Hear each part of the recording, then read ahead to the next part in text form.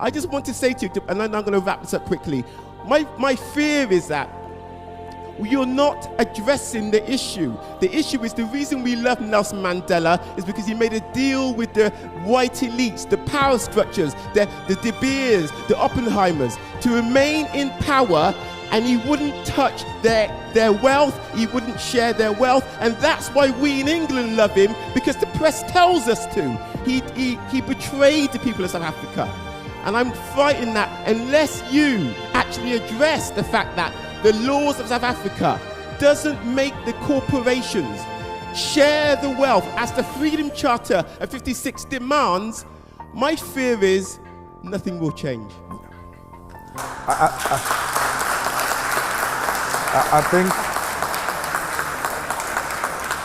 I think you captured it very well. There's no any better explanation than the explanation you have given. The deviation from the Freedom Charter was the beginning of selling out the revolution. But why did Nelson Mandela sell out the Freedom Charter? When Nelson Mandela returned from prison, he got separated with Winnie Mandela and went to stay in a house of the rich white men. He was looked after by the Oppenheimers. Nelson Mandela used to attend the club meetings of those white men who owned the South African economy at the time. He stayed in their complex. He stayed with them. He stayed in one of their houses. They had access to him 24 hours. And they told him that what he represents will not be achieved. And then that's when he turned against himself. Because the Nelson we are celebrating now is not the Nelson we celebrated before prison and during prison. It's a staged, managed Nelson Mandela who compromised the fundamental principles of the revolution, which are well captured in the Freedom Charter. The EFF subscribed to the Freedom Charter. The Freedom Charter has got a detailed explanation of how everything else is going to be achieved. The Freedom Charter is the Bible of the South African Revolution. Any deviation from that is a sellout position. So, unlike Nelson Mandela, we're doing what Nelson Mandela didn't do. We are happy he ushered in. We normally don't use those phrases like Mandela sold out. And we are being too harsh, man. He was too old, he was tired. So he had to give in on some of the things. So he left it to us. We have to take it up where Madiba left it. And that's why Madiba said the struggle is not over. Madiba knew that there is an element of economic freedom that must be ushered in to complete the revolution. Madiba knew that political freedom is incomplete without economic freedom. So I wouldn't sit here and say Nelson sold out. I will say Nelson took us to a particular extent and then left it there for us to take it over. And we are here now. We don't say to Oppenheimer, this will happen, this will not happen. No. We come to Oxford University and Oxford Union and tell you what we tell Africans and what we tell everybody everywhere. The message is the same. We want the total implementation of the Freedom Charter. Those kids who demand free education, they are demanding the implementation of the Freedom Charter. Those who say, let's share in the wealth of the country, they are demanding the implementation of the Freedom Charter. I said to you, when I started, we are just continuing with the legacy of great African leaders who came before us. We're not going to compromise like Madiba did. We had, perhaps, it was necessary to have a cooling off period. We cooled off for far too long, 21 years. Now is the time to stand up and continue with the road towards economic freedom. It is possible. It is going to happen. The most reactionary institutions in South Africa, like universities, are beginning to listen. Well, those are the most arrogant institutions. They will tell you we're independent, we don't listen to those things, academically doesn't make sense, and then they shut down everyone. They're being made to listen. Government in South Africa is listening. We marched to the Johannesburg Stock Exchange. We marched to the Reserve Bank in South Africa. We marched to the Chamber of Mines. I sit with you today. All of them are sending responses to our memorandum. All of them are beginning to say, we agree, we need to talk. But in the past 21 years, those were the most arrogant institutions. You can march to them, you can write to them, they will never say anything. 3 times now, the CEO of the Johannesburg Stock Exchange has been calling me, asking for a meeting. All 400 companies registered with the Johannesburg Stock Exchange have received the memorandum of the EFF and are beginning to call individually to come and explain how they've structured their companies, how people are going to benefit. One of the things we demanded in our memorandum to these strategic sectors of the economy was that we want you to do away with BEE, the so-called Black Economic Empowerment, and empower the workers. We want worker share schemes. They're all jumping. No, it's not possible. What? We saying to them, hey, you are happy to give an individual shares in the name of BEE. We're just changing. We say don't give individual. Give to more people who are called workers. You have been doing it. Instead of giving Ramaphosa 10% shares, 20% shares, don't give it to Cyril. Give it to the workers who are making this company to be what it is. Just redirect the resources. Companies are beginning to say, well, it looks like this can be a best solution. Why are you happy to put money in the pockets of individuals and not communities and workers? Patrice Motsepe, today he's called a multi-billionaire in South Africa he has not invented anything. Unlike that young man who came up with Facebook. He has not invented anything. He just went to sell the color of his skin. I'm black. You have me here, I'll protect your company. I've got political connections. That's what Cyril did. Cyril Ramaphosa goes to London Mine and says, I'm black, I've got political connections, I will protect your company, give me shares. They give him shares on the basis of the color of his skin. The company gets into trouble with workers. The chairman of London Mine calls him from here in London. Cyril, you must now activate your contact. You said you will protect our company. He's now under pressure. Yo, what do I do? Bring the soldiers, bring the soldiers. He must now kill people because he's got no skill to offer to the company except selling his color of the skin and his political connections. The black individuals who benefited from BEE are the politically connected and the most corrupt individuals who, amongst others, is Cyril Ramaphosa, who killed 34 mine workers. Now, we say to them, imagine these billions in the pocket of one individual. If those billions were shared amongst workers, you increase the buying power. And once you increase the buying power, then you have increased demand. There must be doubling of production. You can't double production with the same staff complement. You have to hire more. That will lead to job creation will defeat unemployment. We need to put more money in the pockets of the workers.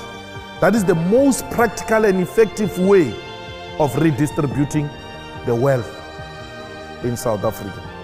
More money in the pocket of the workers through their salaries, through their shares. That will do away as well with unnecessary industrial actions, which leads to serious losses in the companies. Why would workers go on strike if they know that last year each one of us got 60,000 through dividends, and we're told that if we double that, we're going to get 120,000? No one will sleep. They will all work for their money. And when a union leader who's obsessed with stealing workers' money through union subscription comes and mobilizes them for strike, they will tell him or her, hey, wait, that strike is going to affect the dividends. Because with those dividends, workers will do a lot of beautiful things. You must just see what they do with their 13th check, bonuses. Imagine they get bonuses and they still get dividends. You tell them to go on strike. You will be speaking a foreign language to them. They won't understand you. They will never agree to go into unnecessary industrial action. You have resolved production, you have resolved unnecessary industrial action, you have increased production. Let workers benefit from this wealth of South Africa. And there's no corruption there. We don't say BEE or individuals. No, we are not going to benefit anything as individuals. The money goes directly into the bank of a worker, not through any politically connected. You pay them dividends the same way you pay them salaries, same account number. You are guaranteed this money will not be reduced by a middleman in between called a trustee or anything of that sort.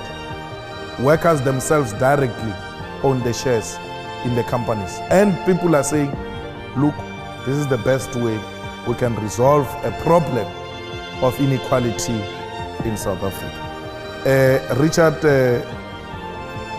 I will go to Henry Ford. Richard Branson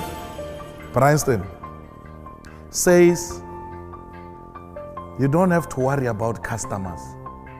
Just take care of your workers. They will take care of customers. Once your workers are happy, there is no customer that can come here and say, I'm not receiving a proper service. And once your company provides a proper service, it will always have customers. Henry Ford in Germany, in America, when I was speaking to the Germans in South Africa, I was giving them an example of Henry Ford when he started Ford. I said to them, Henry Ford established Ford and said to its management, we have to pay these workers very well, because these workers must be my first customers. I shouldn't go around saying I'm looking for customers when I've got so many people working for me. These are the immediate customers. Then once these ones buy cars, the rest will follow. You've got people in South Africa who assemble German cars, Benz, BMW, VW. They cannot afford to buy the cheapest Tata. Leave those things they're assembling. Tata, Kia, the smallest and cheapest cars in South Africa. The people who assemble cars can't afford to buy those cars.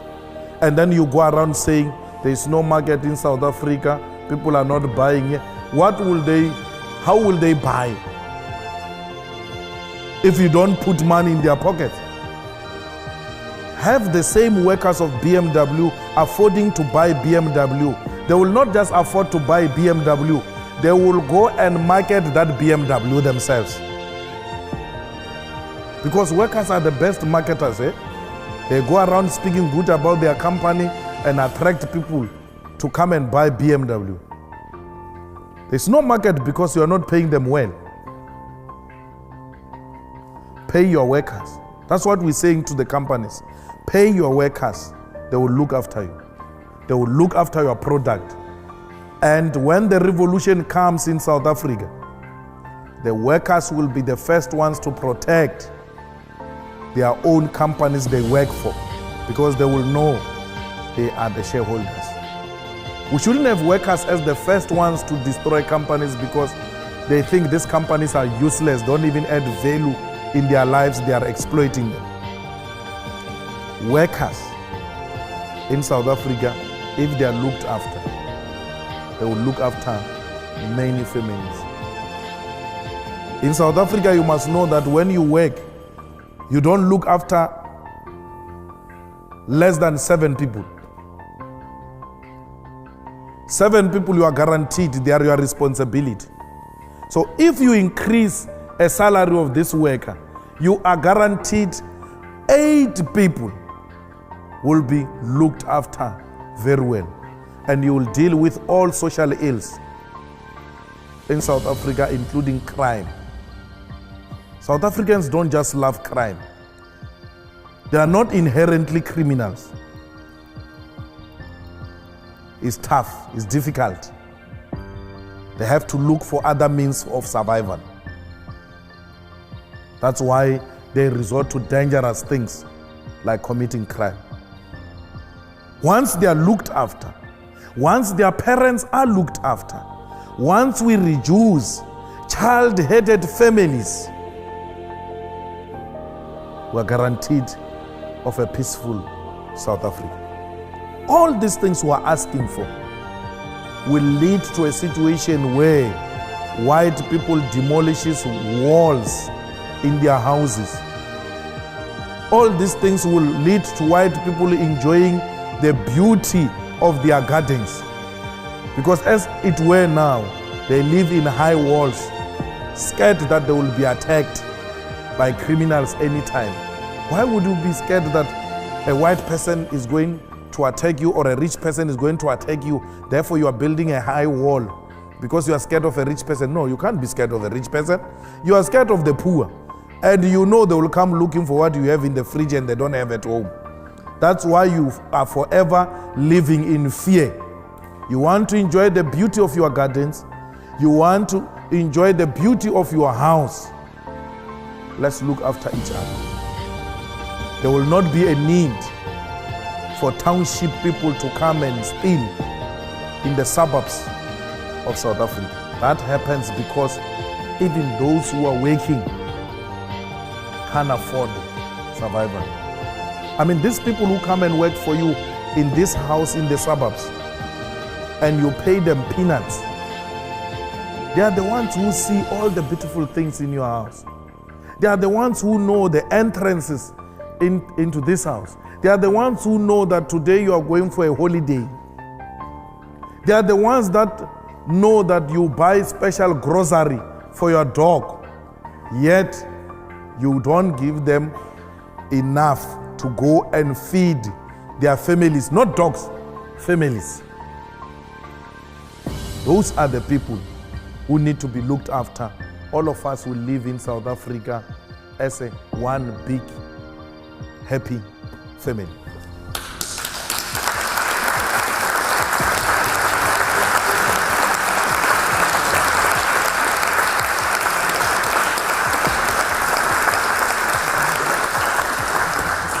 I'm afraid that's all we have time for this evening. Ladies and gentlemen, would you please join me in thanking Julius Malema?